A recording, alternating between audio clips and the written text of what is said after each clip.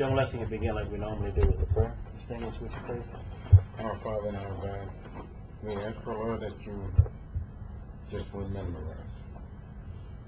We realize that we haven't done all you told us to do, but still you blessed us. We ask for, Lord, that you continue to bless us, have mercy on us, bless our families, and give us traveling mercy. In Jesus' name, amen. Amen. Thank you, Brother Irish. Gentlemen, today we have with Mr. Jeff George, who is thinking about, I understand, becoming a congressman.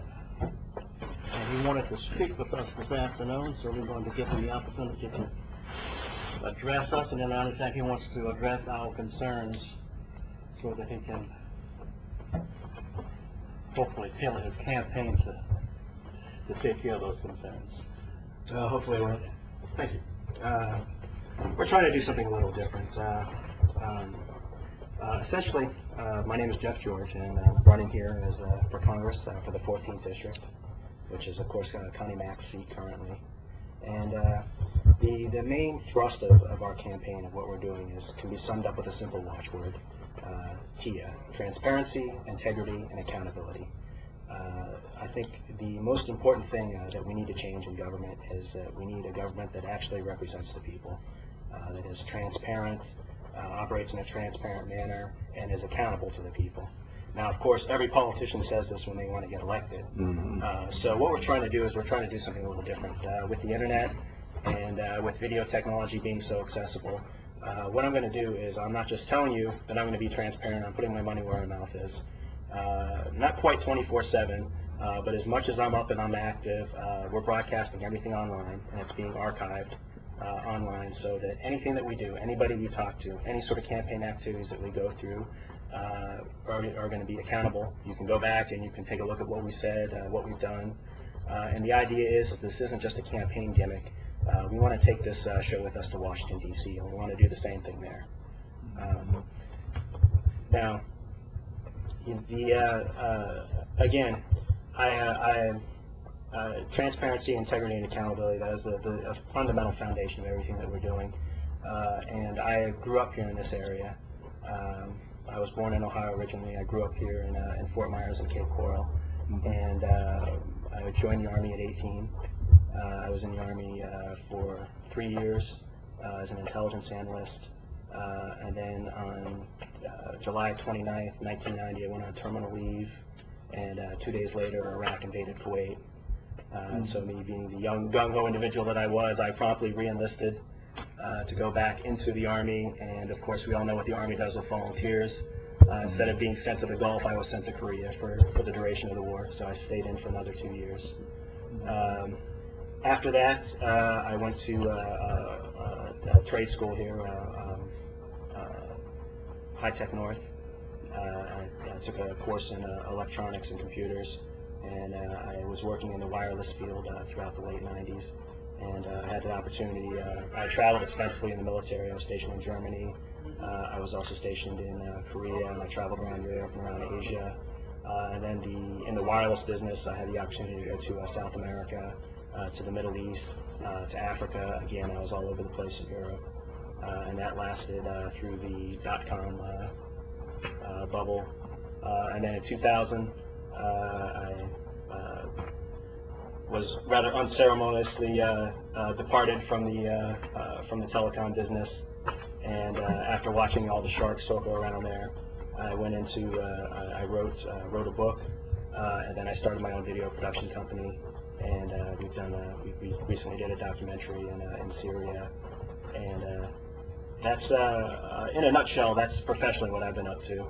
And you know, it's kind of funny. I'm not sure, even though I grew up here, I'm not sure if I'm on paper the ideal person to represent this district. I became a Muslim about 4 years ago, and it was part of a long process. So basically, I'm a world-traveling Muslim saying that I'm the best representative for this district. So I don't know. Again, I don't know how representative that is, but you know, the main thing is when we get out here, I don't want to be out here and preach a monologue and tell you what you should think or what you should vote for. What I want to do is I really want to represent the people in this district, and that's why I'm here today. So instead of me rambling on anymore like I'm doing right now, what I'd like to do is I'd like to ask you first to tell me a little bit about yourselves, tell me about your group, and also what are your main concerns and what are your main issues going into this election. Want me to start? Yeah. We are the Veteran Support Group of Mount Olive. We formed for the purpose of seeing that all the veterans involved knew what their entitlements were. In the cases of them not being aware or not having received them, to assist them in doing that. But in addition to that, as we are a ministry, we seek to be useful in the community as well. We work through some of the other ministries in the church in assisting the underprivileged, the children who needs tutoring. We just started a mentoring program. On this coming Saturday, we'll be taking a group of kids to the bowling alley as a unification type thing. We have some other projects in line too, like putting up a flagpole so that everyone will know that there is a veterans group here, and we represent those who had been in the Army and who had served, or in the military, because we have Navy and, fortunately, Air Force here. But we have a list of purposes that and I can read those off to you. To engage in meaningful dialogue designed to emphasize the needs of the veterans and their families in the area, with emphasis on the need for religious involvement. To provide an arena to exchange ideas and provide individual support to needy veterans and their families. To provide a forum for meaningful discussion relative to post-traumatic stress disorder and other abnormalities associated with combat duty. To provide a venue for support of all veterans to keep abreast of all entitlements and various unavailable services. To research these agencies that can be best served the needs of the veterans and their families and ensure that they provide what is necessary. To build programs to address the needs of youth in our area and to encourage church attendance. To provide information and encouragement to the youth of our military, of our community, who are interested in serving in the military. And doing this, we have gone to several schools to talk about our experiences and to address how the military can be useful in their development, not just as a way of growing up, but as a means to accomplish their goals, like the educational benefits that's available. But the biggest thing, I think, is to advise them of the programs that the military can do for them, training, vocational type things. Now, if we want to get into the interest, what our concerns are, I have a list of those. Please, by all means. And gentlemen, you can adjust your list from what I'm about to talk about, okay? My primary concern is the medical care that our combat veterans are getting who are wounded and come back to the States. Because recently we heard about Walter Reed, and not only the bad medical care, but how bad the facility was. Now, I am familiar with the combat medics and the type of work they do. Very impressive. I'm familiar with Landstuhl, the hospital they come back to in Germany. At one time it was Wiesbaden, but now it's Landstuhl. And I've visited them many times, so I know what they do there. But I'm not satisfied that when they come to the States, they're getting the best care that they can get. Along that same line, we have seen some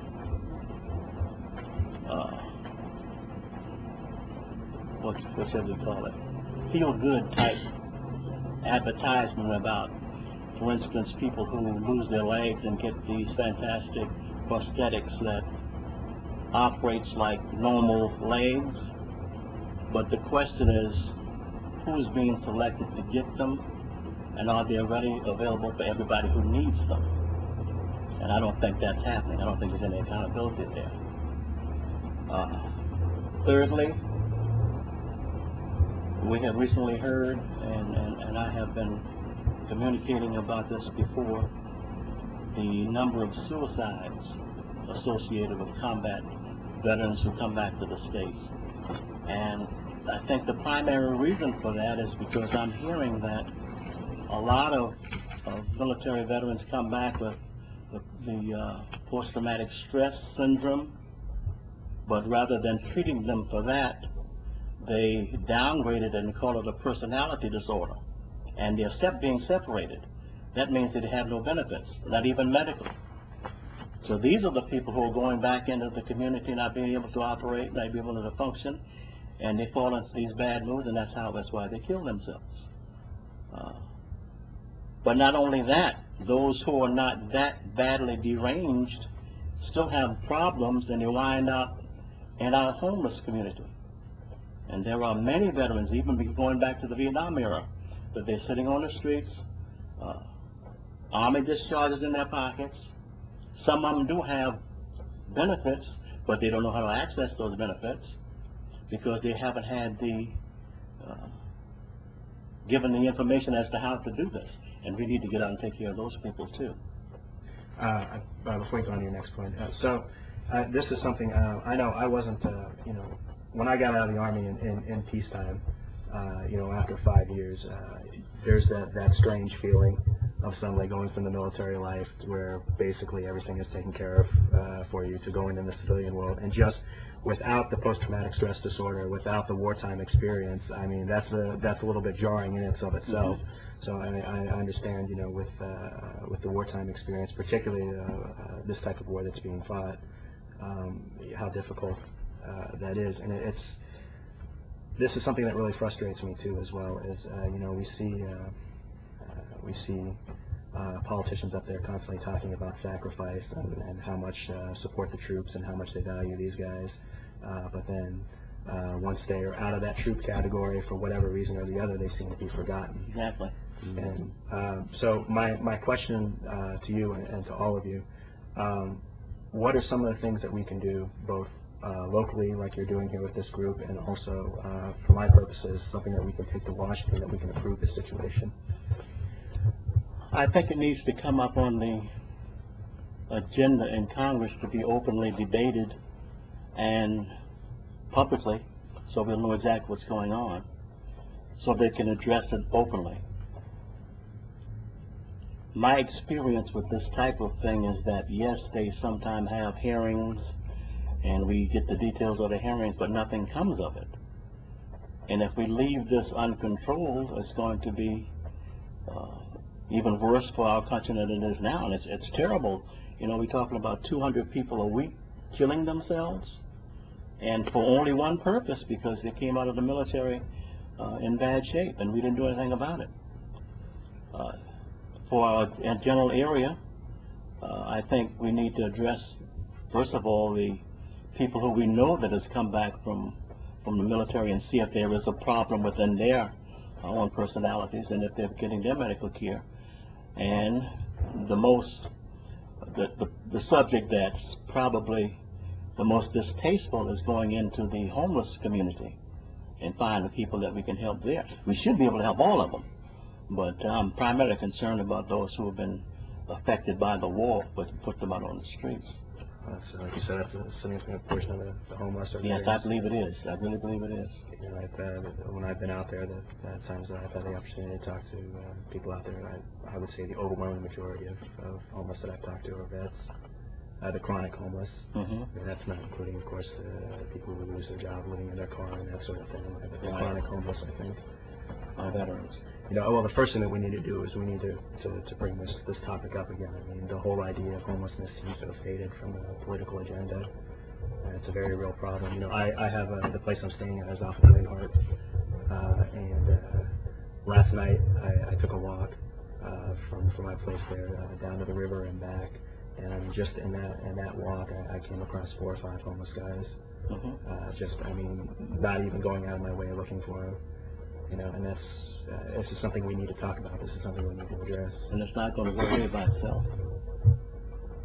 And they're in a condition where they can't help themselves, so somebody's going to have to reach back and do something for them.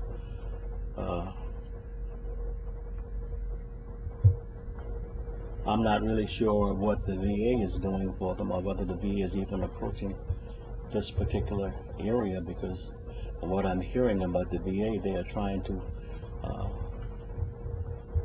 not acknowledge the numbers of people that are being affected and not being assisted to keep their agency from being loved that badly. Well, you know, it's interesting. When you watch how the press is handling this war, they frequently report the number of fatalities, but they're not talking about the number of wounded. Right, And which is probably 3 times as many. Yeah, easily. I've seen different statistics, you know, and the ratio of a friend of mine who just came back. He said that this is including all categories of injury, that there was a 75 to 80% chance that everybody who goes into a tour in either Iraq or Afghanistan is going to sustain some sort of wound. And this is what they were telling his battalion at one point. So I mean, and this is a big, you know, this is a big issue. And I'm seeing reports of guys who are coming back with serious disabilities, with you know, multiple amputations, head injuries that are getting like 10-20% disability. So again, this is something that we need to bring to the forefront. And this has a lot to do with the way that we're talking about this war and the way that the war is being reported in general. Is that, you know, when you flip on the TV news, here what you see is, you know, if they talk about the war, they're showing McDonnell Douglas promotional footage of you know, of a fighter taking off. They're showing a nice, you know, promo shot of an Abrams tank. They're not really showing what's going on. Right, some dignitary visiting the war zone with all that security around them. You know, and being a Muslim, I see the other side of it. You know, I have a lot of friends who are Arabs, who are from that part of the world, and when you watch, you know, the Arab press, it's 180 degrees opposite. It's all casualties all the time. They're showing, you know, I wish that we saw a little bit more of that here, because then it would bring the war home for a lot more people who don't really understand what's going on. But the media is not going to do that. That's what we've got to do. Yeah. You know.